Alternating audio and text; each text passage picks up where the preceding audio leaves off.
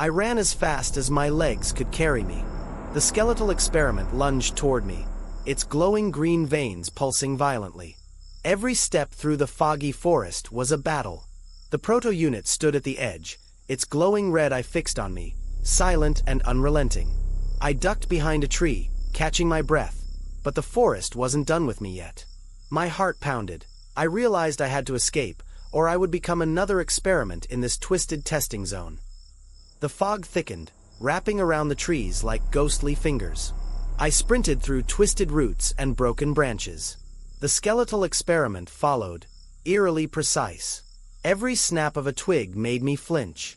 I had no choice but to keep moving, deeper into the forest.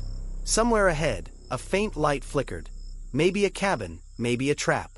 I had to find it before the forest claimed me. The skeletal experiment lunged over fallen logs and rocks. Its unnatural limbs bent and twisted as it pursued me. My breath came in ragged gasps.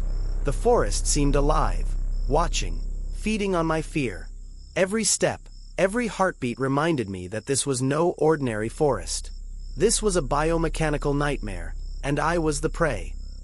I stumbled into a hidden lab deep within the forest. Tubes and broken equipment littered the floor. The core experiment loomed ahead, massive and horrifying, veins glowing neon. My scanner pulsed in my hand, pointing me to an escape route. I knew every choice I made now was life or death. The experiment stirred, ready to strike, and the forest itself seemed to hold its breath. The core experiment roared, shattering containment tanks behind me. The other experiments stirred, moving in jerky, unnatural motions. I sprinted to the console, desperately pressing buttons, trying to create a path to freedom.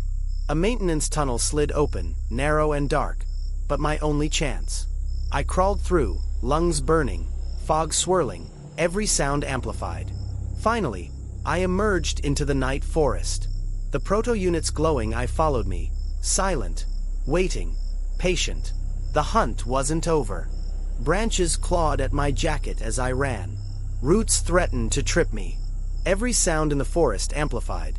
The snap of a twig, distant screeches, mechanical hums. The skeletal experiment mirrored my movements, and I realized the forest itself was hunting me. I had to keep moving. The scanner pulsed, guiding me through a maze of broken trees and fog.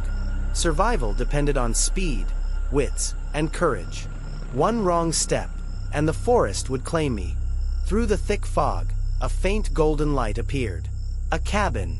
I ran toward it, desperate, branches tearing at my clothes. Inside, warm lantern light illuminated maps, notes, and strange symbols on the walls. The shadow figure appeared, humanoid yet uncanny, whispering, "Daniel, the forest hunts.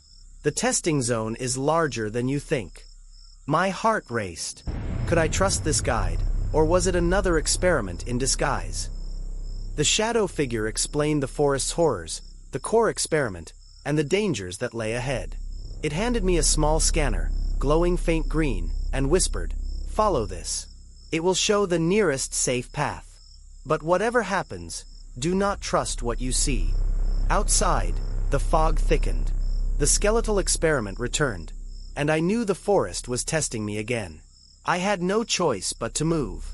I followed the scanner through narrow corridors of fallen trees and jagged rocks. The skeletal experiment lunged again, and every step became a test of speed and courage.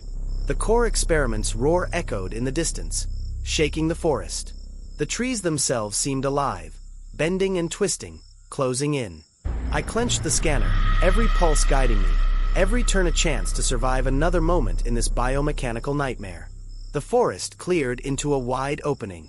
There it was, the core experiment, massive, terrifying, veins glowing violently. My heart pounded as I ran, jumping over roots and rocks, dodging its lunging attacks. The shadow figure appeared briefly, distracting the creature and buying me precious seconds. Every breath was a struggle. Every heartbeat reminded me that survival was no guarantee. The core experiment's roar shook the ground, but I had to reach the scanner's escape path. The narrow escape path opened before me, faintly illuminated by sunlight breaking through the fog. I sprinted, tripping over roots, branches clawing at my face. The skeletal experiment lunged behind me.